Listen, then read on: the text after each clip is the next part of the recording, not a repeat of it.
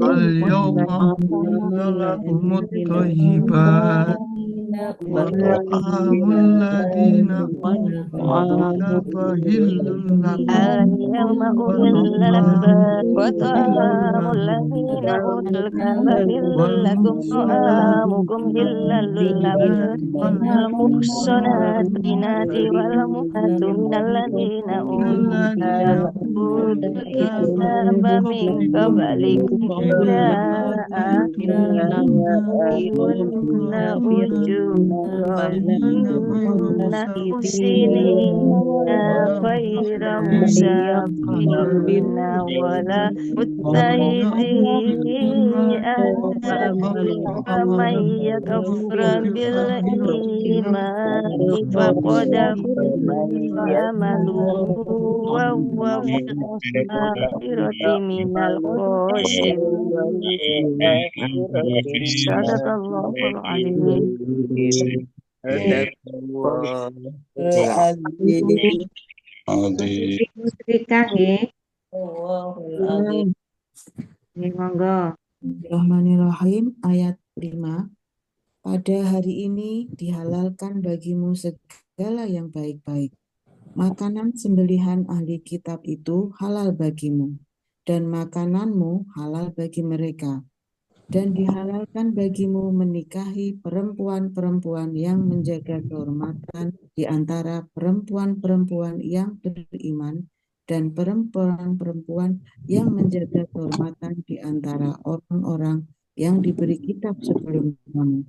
Apabila kamu membayar mas kawin mereka untuk menikahinya, tidak dengan maksud berzina dan bukan untuk menjadikan perempuan piaraan. Barang siapa kafir setelah beriman, maka sungguh sia-sia amal mereka dan di akhirat dia termasuk orang-orang yang rugi. Sampai Matur. Oke, jadi ayat ini tadi ya konteksnya dengan ayat yang sebelumnya yang dihalalkan juga mendapatkan makanan dari binatang buruan. Seandainya dalam satu lokasi di mana nggak ada hewan ternak mungkin ya tempatnya nggak ada, maka ya binatang yang liar tetapi halal gitu ya, maka boleh pakai. Nah, ayat yang sekarang kita bahas konteksnya adalah eh, pada saat mungkin kita bepergian, di mana pada saat bepergian maka kita mau nggak mau belum tentu wilayah itu adalah mayoritas orang Muslim ya, orang mukmin. Kalau orang mukmin ya udah makan dari orang-orang yang mukmin, terutama sembelihan. Maka seandainya kita harus pergi ke luar negeri, kok kono yang Muslim yang ada ahli kitab, maka kita boleh untuk memakan makanan yang disembelih terutama ya, yang ada kaitan dengan daging hewan, di mana harus menyembelih. Nah, maka kita boleh untuk memakan makanan yang dibuat oleh ahli kitab ya, ahli kitab. Nah, oke, ini kita masuk ke ayatnya ya. Ayat yang pertama tentang al-yauma ya. Eh, jadi at-thayyibat ya, ya al-yauma hudalakum thayyibat. Maka Allah menetapkan pada hari ini, jadi hari ini hari apa? Eh, di haji wada di situ ya, haji wada tahun ke-10 Hijriah, di mana Rasulullah menyampaikan khutbah khutbah apa Arafah gitu kan, menyampaikan tentang yang sebelumnya kita sudah bahas ya, eh, apa ayat yang al-yawma akmaltu lakum dinakum ya, telah aku sempurnakan ya, sempurnakan apa, agama. Jadi nggak ada celah, agama itu nggak ada yang kekurangan, nggak ada nyari kelemahannya, nggak ada, sudah sudah sempurna, aturannya sudah sempurna. Kemudian Allah nambah apa, wa atmamtu alaikum nikmati. Kemudian Allah melengkapkan melengkapkan apa, nikmat Allah kepada kita. Ya, ya, kemudian apa? Waraditu lakumu Islam Madinah. Kemudian Allah juga telah meridhoi agama Islam ya, sebagai agamanya orang-orang mukmin sampai ke akhir zaman. Dan ditambahnya apa? Salah satu nikmat Allah adalah makanan. Maka Allah mengatakan bahwa al-yoma pada hari Arafah itu tanggal tahun ke-10 Hijriah ya, itu telah juga dihalalkan yang baik-baik ya. Kemarin kita udah bahas yang baik untuk orang mukmin ya. Jadi semua yang baik-baik itu pasti halal dan baik. Halal ya, jadi semuanya sah secara agama. Thayyib itu eh, kebaikan untuk kita, isinya bagus ya, kerohani juga bagus. Makanan itu membuat akhlak kita menjadi bagus ya. Jadi kita diminta oleh Allah untuk terus bersyukur betapa banyak nikmat yang Allah telah berikan kepada kita, termasuk memudahkan kita untuk mendapatkan makanan yang baik. Di dunia ini semuanya banyak yang lebih baik, yang halal itu lebih banyak, halal dan baik itu lebih banyak dibandingkan yang haram. Karena itu mestinya yang kita sebut, yang kita puji-puji adalah siapa? Adalah Allah. Karena Allah lah yang sudah menyediakan, bukan kita. Kita tinggal ngambil ya, tinggal ngambil aja ya. Jadi nah, maka berikutnya Allah memberikan juga kemudahan dengan apa? Wa ta'amul ladzina utul kita hilul lakum. Maka kita diperbolehkan untuk memakan makanan dari orang ahli kitab ya, terutama apa? Sembelihan. Menyangkut sembelihan, maka yang dihalalkan adalah orang mukmin, sembelihan orang mukmin dan sembelihannya orang ahli kitab. Kenapa? Karena ahli kitab juga masih beriman kepada Allah ya. Dia juga kalau menyembelih mesti menyebut nama Allah.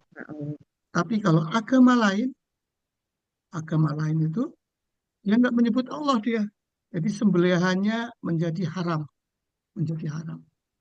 Agama lain selain ahli kitab dan mukmin nyembelihnya untuk Tuhannya gitu ya. Tuhannya nggak kenal Allah, maka itu dilarang. Ya. Jadi kenapa ahli kitab? Ya karena itu. Ya, maka kita boleh makan dari ahli kitab. Nah, kalau selain binatang yang disembelih apa?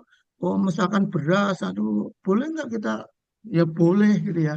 Selain sembelihan, maka kita boleh makan dari tanamannya orang kafir gitu kan, nanam terus apa makanan yang lain selain sembelihan, maka diperbolehkan untuk makan dari orang kafir. Tapi kalau khusus untuk sembelihan, maka carilah daging yang disembelih atas nama Allah, yaitu ahli kitab kan. Jadi kalau kita ke luar negeri, wah ini semuanya kafir, nggak ada yang muslim, nggak ada ahli kitab itu. Ya udah, berarti kita makannya apa? Gimana makannya? Ya makan vegetarian gitu ya. Makan-makan yang tidak mengandung sembelihan. Ya, sembelihan. Karena kalau sembelihan di luar ahli kitab dan ini nggak bisa. Tetapi kan pasti ada lah. Ya, di dunia ini sebelum Islam berkembang itu ada Romawi. Ya, orang Romawi itu kemana-mana. Ya, itu uh, Kristen gitu ya. Orang Yahudi juga sudah kemana-mana. Jadi Allah memudahkan kita. Jadi nanti orang Islam kalau pergi makan juga bisa. Kalau nggak bisa ya makan ikan. Ya, makan ikan. Ya, jadi wah aku mau protein hewani gimana nih? Nah, kalau kita khawatir ya udah makan ikan aja. Kalau ikan kan halal. Ya, yang lain boleh. Ya, maksudnya beras macam-macam nggak ada. Jadi tidak menyusahkan, tetapi diingat. Kenapa yang lain nggak boleh? Karena agama yang lain menyembelih tidak atas nama Allah. Ya, menyebut nama Allah menjadi penting. Cara menjadi halal tadi ya kita bahas pertama. Dan kemudian juga makananmu juga halal untuk mereka. Jadi orang mukmin bisa juga memberi makanan kepada orang ahli kitab. Ya, orang ahli kitab. Ya Kristen sama Yahudi ya boleh kita sembelihan mereka, nah, boleh karena mereka tidak percaya kepada Nabi Muhammad ya. Tapi masih percaya sama Allah ya, walaupun kadang-kadang juga keliru gitu ya. Ya. Oke, itu untuk makanan. Ya, jadi kalau bepergian kemana, karena umat Islam kan disuruh untuk kemana-mana gitu kan, maka Allah juga sudah menyiapkan ya, menyiapkan dengan itu boleh makan itunya. Kalau nggak ada ya vegetarian, kalau nggak ada, ya, kalau ingin ini ya berarti ikan gitu ya. Ini memudahkan. Yang berikutnya adalah menikahi. Ya. Kenapa habis makanan kok menikahi? Wal musonatu minal mu'minat. Maka kalimatnya muson itu adalah orang yang menjaga kehormatan, menjaga dirinya dari perbuatan zina, dari segala macam keburukan. Ini perempuan yang selalu menjaga dirinya agar dia selamat dari perbuatan zina, perbuatan yang buruk, gitu ya. Maka perempuan yang menjaga dirinya dan mukmin, ya, dan ya perempuan yang menjaga dari zina dari ahli kitab itu boleh dinikahi, ya, boleh dinikahi. Kalau ya kita dalam posisi mungkin bepergian di mana di situ nggak ada orang mukmin yang menjaga diri, mukminat yang menjaga diri, gitu ya, yang apa selalu menjaga. Jadi syaratnya menikah itu harus dengan orang yang selalu menjaga diri dari perbuatan zina, yang selalu memiliki itu, uh, dan apa untuk perempuan ahli kita boleh ya, tapi ini rukhsah itu apa ya? Keringanan. Seandainya kita bepergian di mana di tempat itu eh, jauh lama gitu ya, di situ kan mungkin nikah, maka boleh kalau nggak ada yang mukmin di situ, mukminat ya perempuan yang mukmin, maka diperbolehkan untuk menikahi apa perempuan ahli kitab yang selalu menjaga kehormatan dirinya, ya diperbolehkan. Tetapi beda dengan makanan. Kalau makanan kita boleh transferable, ya, yang dari apa, ahli kitab boleh kita makan, yang dari orang itu juga bisa saling tukar nih. Tapi kalau untuk nikah, maka yang diperbolehkan adalah laki-laki mukmin diperbolehkan untuk menikah. Ya, seandainya posisinya darurat. Ya, kalau kalau tersedia mukmin yang baik, mukminat yang baik, maka pilih yang mana nih? Pilih yang mukmin Mukminat yang yang baik. mukminat yang baik. Artinya ini rusuh. Jadi kita Islam itu kan sampai akhir zaman dan mungkin menyebar ke seluruh dunia, lokasinya dimanapun gitu kan. Maka seandainya harus menikah dan pilihannya hanya ada ahli kitab, maka pilihlah ahli kitab. Dan itu pun syaratnya apa tadi? Ahli kitab yang menjaga Kehormatan dirinya dari, dirinya. ya. Jadi kalau ada orang muminat yang nggak benar, ya apa seneng zina, ya udah nggak pantas untuk dinikahi gitu ya. Apalagi ahli kitab yang tidak menjaga dirinya. Jadi karena itu, kenapa kalau kebalikannya nggak bisa? Laki-laki ahli kitab tidak boleh menikah dengan mukminah, ya, perempuan mukmin yang menjaga diri. Kenapa nggak kebalikan? Karena laki-laki seorang pemimpin, Ustaz. Ya, pemimpin. Kalau pemimpin, jadi dia bisa memaksa anak buahnya. Ya, jadi begitu dia bisa bisa meyakinkan, bisa ini untuk. Tapi kalau laki-laki, nah pada saat dia nikah, maka laki-laki pemimpin. Maka perempuan yang ahli kitab itu seandainya nikah dengan itu kan di bawahnya laki-laki. Dan ini harus memberi contoh yang baik, itulah dakwah, ya, dakwah. Jangan sampai nanti kebalikan. Oh, sekarang yang berkuasa di rumah tangga bukan bapak-bapak, ya, ternyata mak-mak yang berkuasa. Wah, kalau kayak gitu ya, ya jangan sampai nanti malah nikah kemudian kalah sama istrinya. Akhirnya bukannya orang mukmin yang mengajak perempuan tadi untuk masuk Islam, malah orang mukminnya yang ke bawah ke bisnis, ya. Maka berhati-hati karena ya pernikahan ini ya penting, ya penting untuk kita sadari karena menyangkut nanti keturunan, ya keturunan di mana kita memang disuruh untuk kenal Allah, bahwa Allah itu hebat dan mentaati Allah, ya kita itu berkeluarga dalam rangka itu, bukan dalam rangka yang lain, maka ini diingatkan, ya. Jadi uh,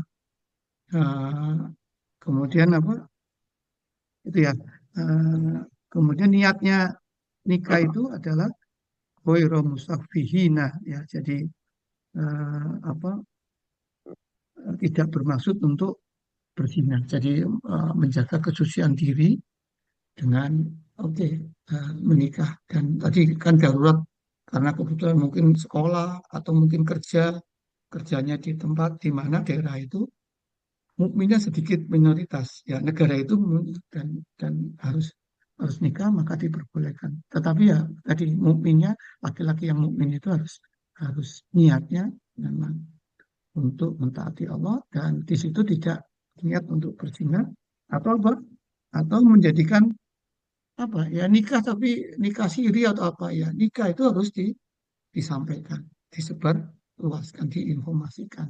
Jadi bukan untuk simpanan, ya. Oh, istri simpanan, kalau istri simpanan kan kasihan, ya. Ya udah, kalau nikah ya disampaikan bahwa sudah dinikah, karena nikah bukan hanya hubungan antara laki perempuan sebatas itu aja, tetapi adalah ini dalam rangka ketaatan kepada Allah, dan ini menyangkut nanti keturunan, ya.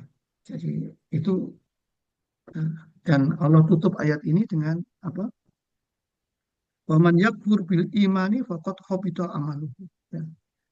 Barang siapa yang kufur, tidak beriman, ya begitu nikahnya sama sama ahli kitab tadi misalkan, terus dia akhirnya terpengaruh gitu kan, malah malah nggak beriman kepada Allah, maka diingatkan begitu dia kufur, tidak mengimani Allah, tidak mengimani Rasulnya, terpengaruh sama istrinya, keluarga istrinya, dan dia masuk sana, maka amal dia sia-sia. Karena orang kafir itu amal yang dilakukan walaupun baik tidak ada dampaknya di akhirat, ya. Di akhirat jadi nol gitu ya. Begitu dia melakukan itu, ya maka orang yang seperti itu ya amalnya akan sia-sia, dan dia termasuk orang yang merugi, ya. Jadi uh, merugi, ya. Tadi ini jadi Allah sudah nyiapkan. Jadi lihat tahun 1500 tahun yang lalu bahwa umat Islam ini akan berkembang ke seluruh dunia, dan Allah memberikan ruangan kita untuk pergi kemanapun bisa gitu. Termasuk makanannya juga Allah siapkan, aturannya disiapkan. Silakan, ya, khusus untuk binatang sembelihan maka kamu makanlah dari apa, orang-orang ahli kitab. Kalau enggak ada, ya jangan makan itu, atau makan ikan aja. Kalau enggak, makan yang vegetarian. Kalau vegetarian boleh, ya. Orang kafir, orang ahli kitab, orang mukmin halal, ya. Beras dari orang kafir boleh gitu ya. Gandum dari orang ini boleh gitu ya. Tetapi untuk sembilan. Nah, juga kalau pergi kemana-mana dan harus keluarga di sana karena lama kerja di sana, mungkin harus nikah dengan penduduk di sana, maka nikahilah.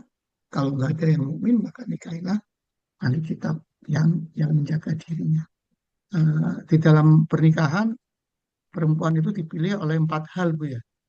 Hadisnya gitu ya. Apa nih, Bu? Apa, Bu? Perempuan dipilih karena 4 hal. Pertama, kecantikannya. Kecantikan, Terus keturunan, Harta, kecantikan, keturunan, terus harta. hartanya, kan harta dan agama. agama. Maka pilihlah ya Agama. agama. Jadi karena dasar itulah, maka tadi ini adalah rukhsah, bukan apa, ya wajibnya ke sini, artinya rukhsah itu keringanan. Kalau di sana nggak ada lagi yang mukmin, yang agamanya mukminat, yang agamanya bagus, maka diperbolehkan, ya, dengan harapan apa, nanti istrinya itu bisa masuk Islam dengan cara memberi contoh suaminya gitu ya. Oke, ini saya ingin apa nambahi karena ini bulan apa, apa ini tanggal 9, apa nih, 9 Dzulhijjah, ya, Arafah. Ya. Arafah. Ada beberapa hal yang kita ingin, ya pertama kita belajar dari Nabi Ibrahim. Ini ya, apa, kita satu dari Nabi Ibrahim kita pelajari sebentar. Nabi Ibrahim pada saat selesai membangun Ka'bah, selesai, kemudian ya dengan Nabi Ismail kan, kemudian Allah perintahkan untuk memanggil Setelah dia tahu tentang cara tata ibadah, maka Nabi Ibrahim diperintahkan Allah untuk memanggil orang-orang untuk pergi haji. Maka Nabi Ibrahim juga sempat nanya, loh, suaraku kan nggak nyampe kemana-mana gitu. Gimana saya akan nyampaikan ke orang itu? Sempat menanyakan itu. Maka Allah mengatakan, udah tugasmu adalah memanggil. Tugasmu hanya memanggil. Wilayah menyampaikan adalah wilayahnya Allah. Maka kalau kita diperintahkan oleh Allah, kok kelihatannya kok nggak masuk akal. Nggak usah. Nggak usah terus kita hari nggak ngerjakan gitu ya. Nabi Ibrahim pada saat itu di padang pasir gitu ya. Penduduknya nggak banyak di situ. Tapi disuruh memanggil orang-orang untuk pergi haji.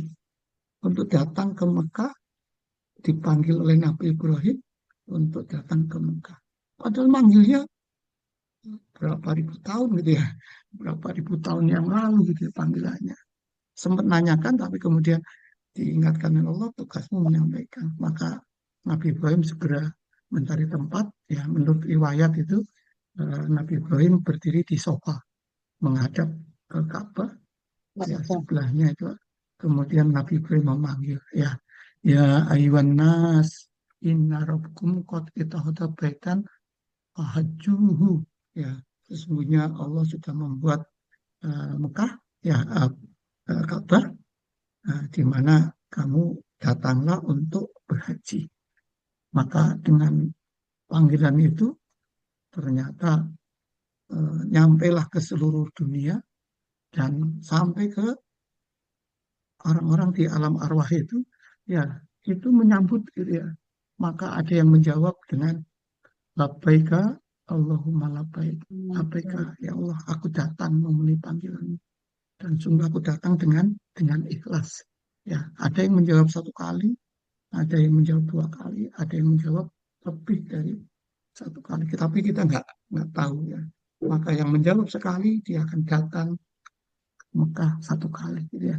Yang menjawab dua kali dia datang ke Mekah satu kali, dan yang menjawab berkali-kali ya dia datang haji berkali-kali. Ya, jadi apa yang kita bisa pelajari? Apa yang diperintahkan Allah itu sudah lakukan, karena tugas kita semampu kita. Ternyata adanya itu didengar sampai sekarang. Panggilannya Nabi Ibrahim didengar sampai sekarang. Sekarang. Jangan kita terus, loh kok nggak masuk akal? Nggak usah.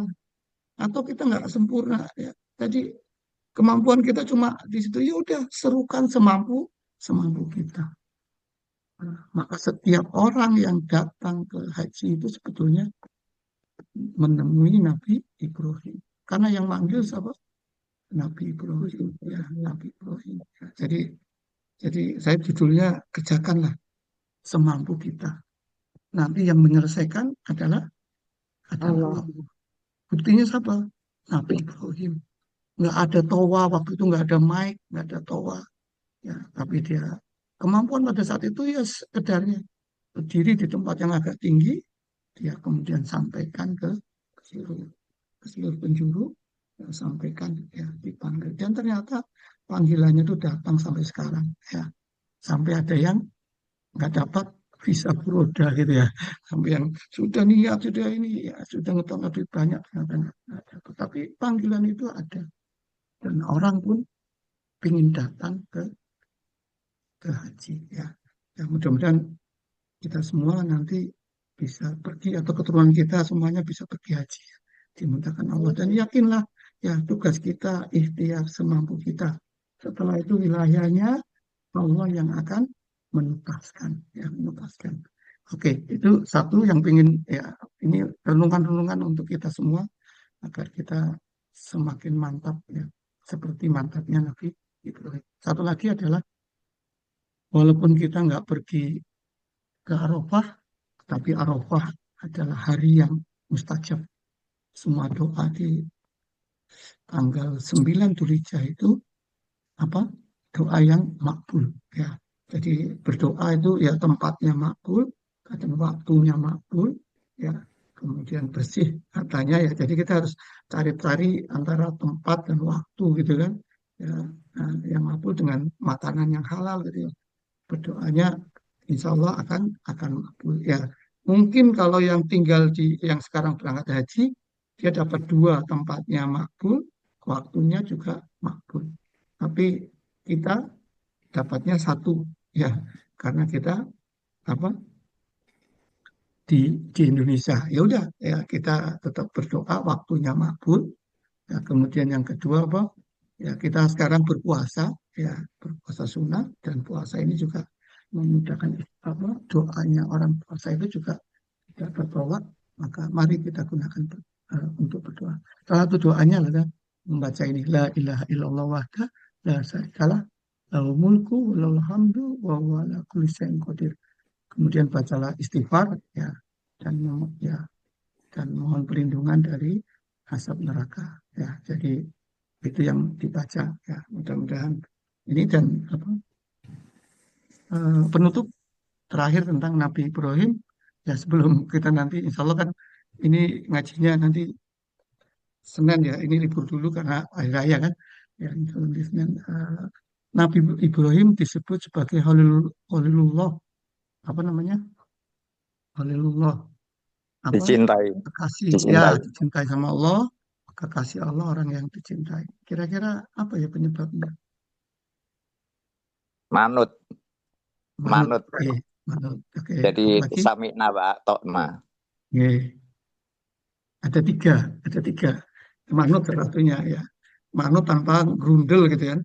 Kadang kalau dikasih, adan mana itu ya. Dia enggak, apapun yang diperintahkan Allah dia taat.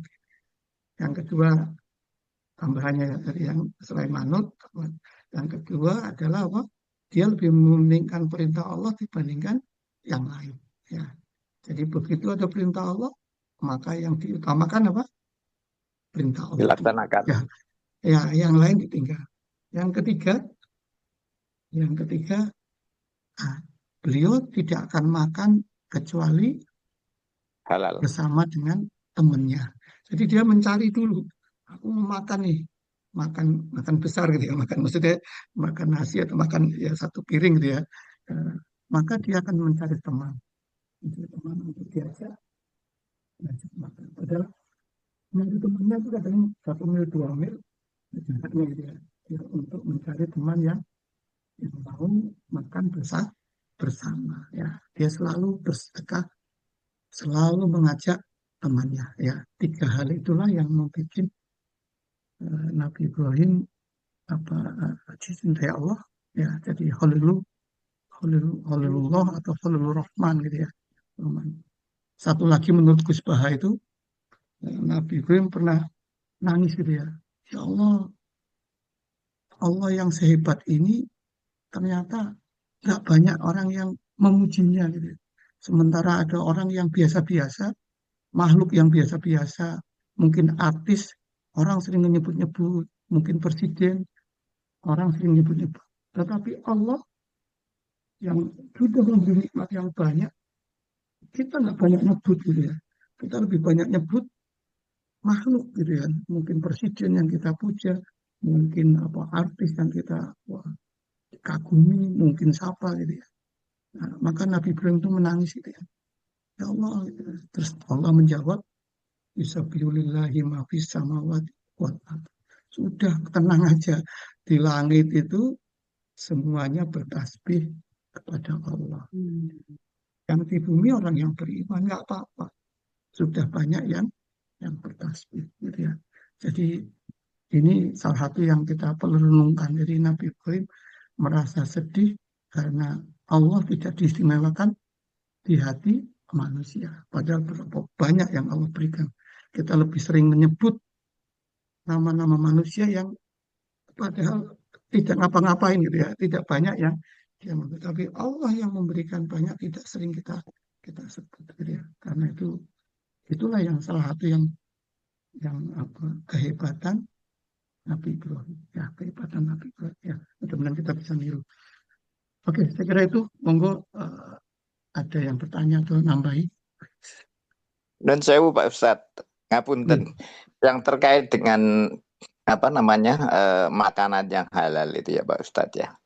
Ini kan bahwa ahli kitab yang dimaksud itu adalah ahli kitab yang memang dia percaya pada Allah. Sedangkan ahli kitab di generasi berikutnya itu sudah ada Trinitas dan sebagainya. Apakah itu sembilannya halal untuk kita? Itu yang pertama. Kemudian yang bab pernikahan itu Pak Ustadz ya, bahwa di dalam kalau nggak Al-Maidah ayat berikutnya kan menyebutkan bahwa pezina hanya boleh dengan pezina, laki-laki pezina itu itu. Kemudian yang berikutnya adalah yang tadi barusan yang disampaikan Pak Ustadz, bahwa seruan untuk haji itu adalah ya ayyuhan nas, tapi dalam perkembangannya kan untuk muslim gitu. Itu 3 poin itu Pak Ustadz. Ngapunten matur nuwun. Oke.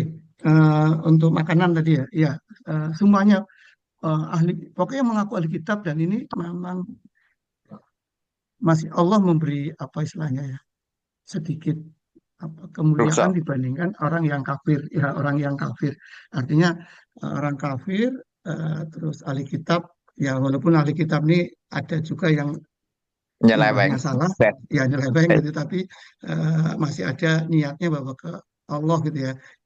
Maka itu yang diberi kesempatan untuk makanan sembelihan ya. Ini kalau makanan orang kafir yang lain juga boleh, itu termasuk yang sekarang gitu ya, jadi diperbolehkan karena kita juga dibuat kemudahan. Tapi kalau memang kita khawatir ya udah sembelih sendiri gitu kan, pada momen-momen yang ini ya sembelih sendiri gitu.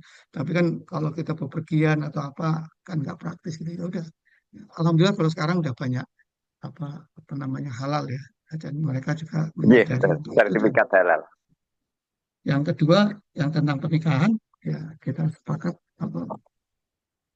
bahwa orang baik ya, orang mukmin yang baik nikahnya dengan orang baik. Maka di situ kalimatnya adalah ahli kitab yang musonat. Musonat itu menjaga harga kehormatan diri, martabat ya. harga diri. Ahli kitab yang mungkin di situ dicatat bahwa ahli kitab yang tidak percaya sama Nabi Muhammad aja gitu, tapi yang lain tuh dia tetap memegang kitab Allah, tapi kitab yang sebelumnya ya, berarti sebelumnya. Tapi dia juga menjaga al-musonat ya.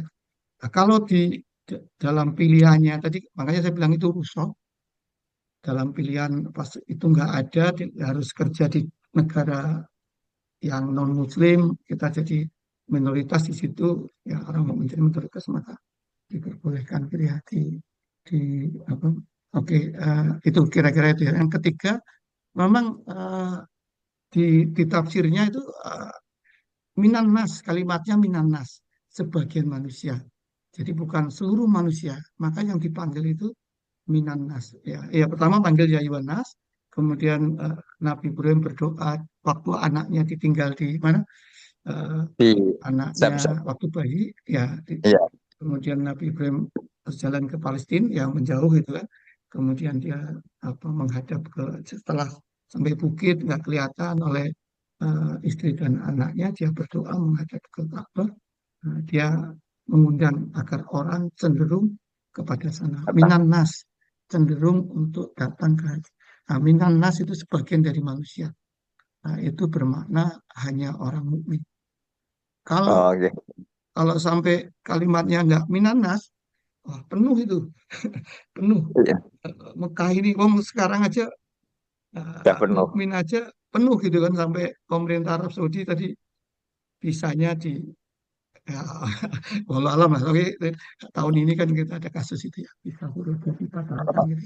Karena alasannya menjaga itu tempatnya sudah tidak bisa dikembangkan lagi, terutama di Arafah. Itu maksimum berapa? 2 juta atau 3 juta ini. Karena udah nggak bisa dimekarkan lagi. Jadi, ya itu walau alam. Tapi itu Pak Lasri, jadi memang. Matur nuwun Pak Ustaz. Ngapunten nggih, matur nuwun. Oke. Baik. Saya kira kita cukupkan ya, kita ingat bahwa agama Islam menyempurnakan dengan kalimat ya hari ini aku apa istilahnya, dibuatkan SK, kamu itu hanya untuk kebaikan ya. Jadi yang masuk ke kita hanya yang baik-baik, dan Allah memang memuliakan orang mukmin dengan kebaikan ya, kebaikan. Nah, karena itu pada saat di tempat-tempat yang mungkin bukan negara mayoritas, di mana orang mukmin harus berpergian ke sana, maka diperbolehkan untuk memakan sembelihan dari binatang. Terutama sembelihan ya, yang menyangkut. Karena ini binatang itu banyak pengaruh karakter ke manusia. Maka dijaga oleh Allah dengan itu. Ya, maka makanannya harus menyebut nama Allah. Ya, menyebut dan untuk Allah. Maka yang diperbolehkan adalah ahli kitab. Ya, kalau terpaksa, ya silakan. Makanan selain sembelihan diperbolehkan. Ya. Selama itu halal, ya diperbolehkan. Itu yang kedua.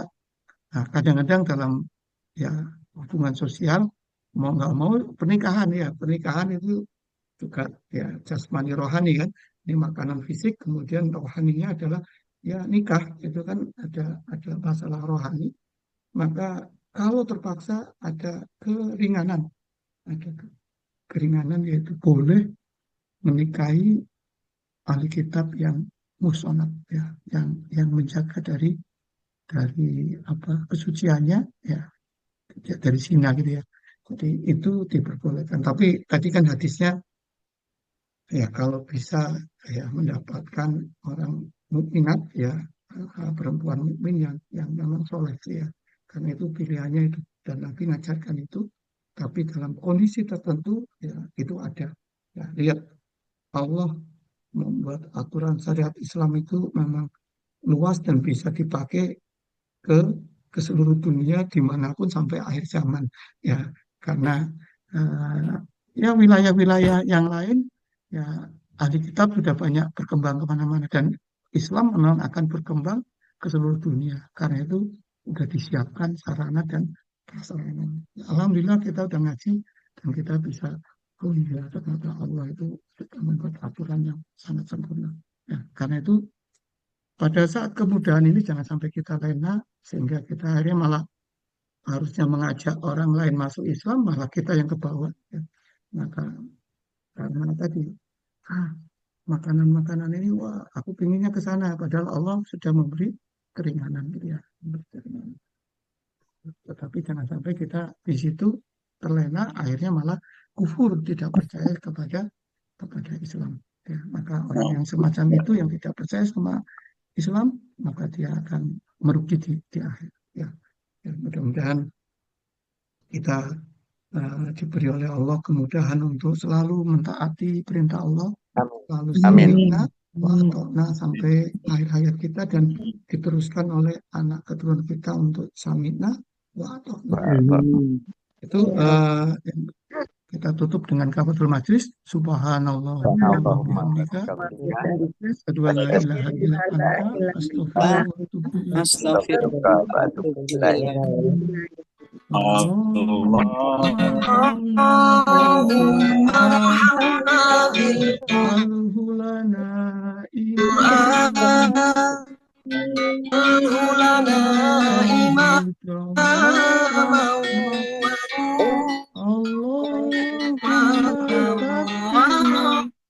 Minhuma nasina wa alimna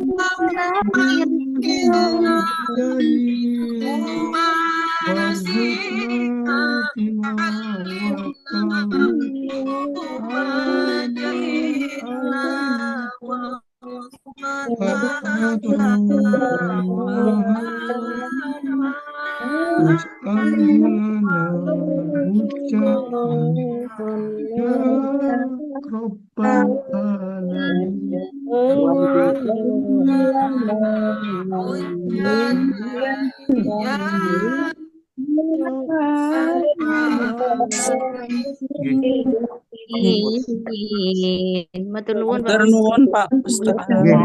Besok apa libur sampai hari nanti Senin, insya Allah kita mulai lagi ya, karena selamat Idul Adha gitu ya, dan menikmati daging-dagingnya gitu ya.